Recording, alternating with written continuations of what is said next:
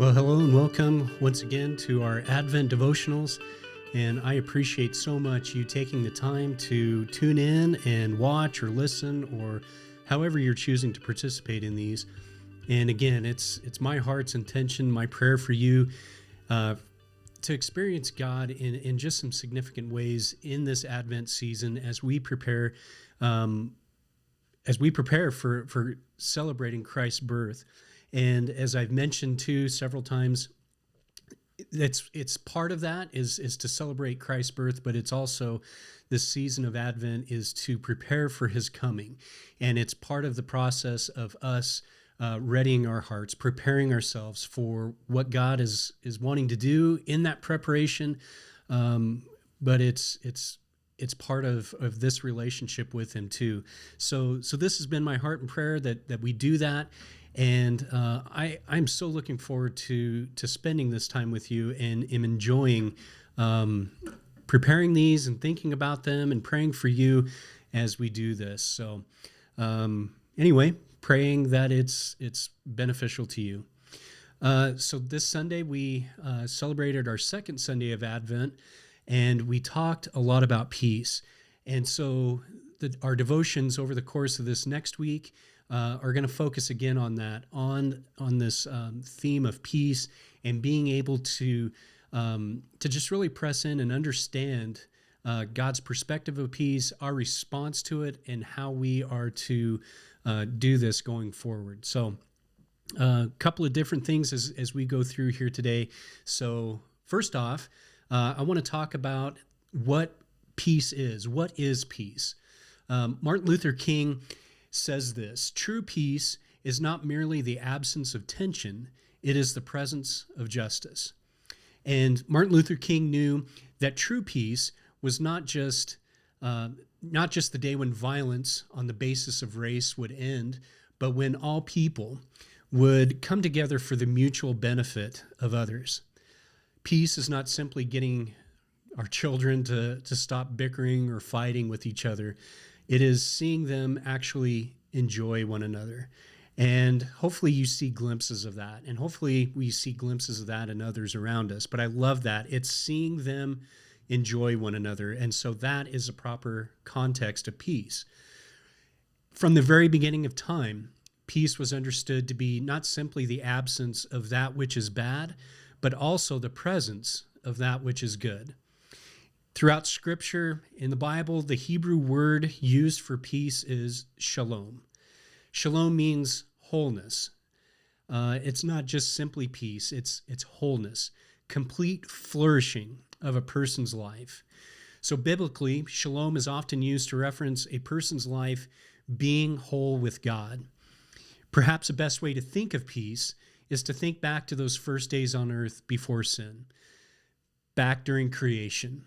Think back to what God said after he created the heavens and the earth and all that was in it. In Genesis 1:31, God says this: "And God saw everything that he had made, and behold, it was very good." God created everything to operate in perfect harmony with one another and with himself. This is shalom. This is peace. So some questions to get you thinking along these ways. Do you have this peace? Is your soul flourishing with your Creator? Can you look at your life and say, it is very good? If not, there's good news for you today, because this peace, this shalom, this wholeness is yours to be had.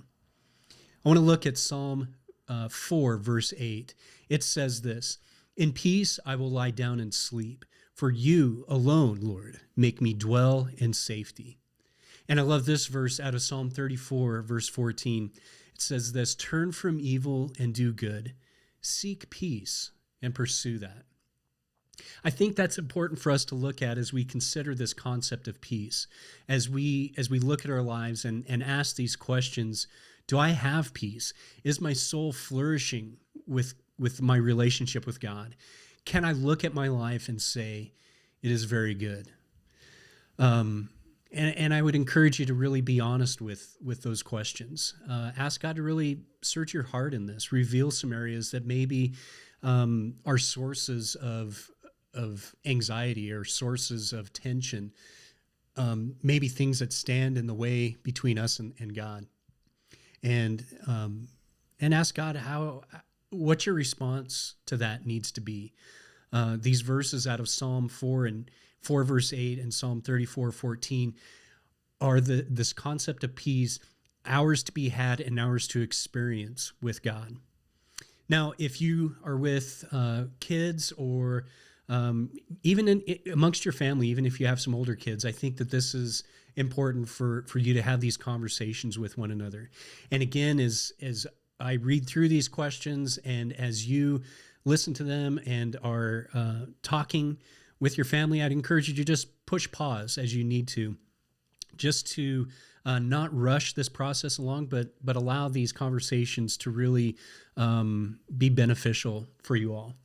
So I want to read from Matthew chapter 8, verses 23 through 27. It says this: Then he got into the boat, and his disciples followed him. He, meaning Jesus. Without warning, a furious storm came up on the lake, so that the waves swept over the boat. But Jesus was sleeping. The disciples went and woke him, saying, Lord, save us, we're going to drown. He replied, You of little faith, why are you so afraid?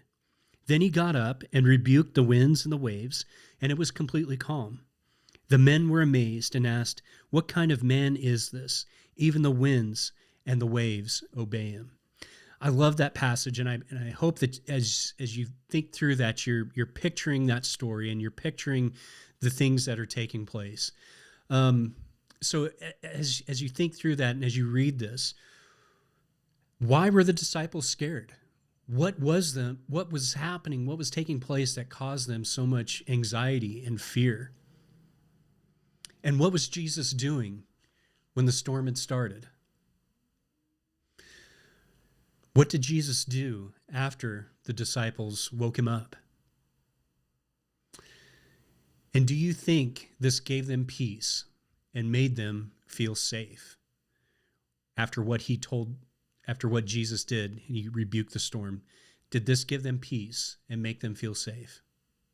Let me ask you today, what makes you feel safe? Is there a place that maybe you go that's a peaceful place, someplace quiet, a place where you can get off by yourself a little bit and just be quiet and be a place that's full of peace? Think about those questions, and then I would encourage you, maybe especially if you have young kids, this might be something fun to kind of act out. Read this story again and what's taking place and act this out.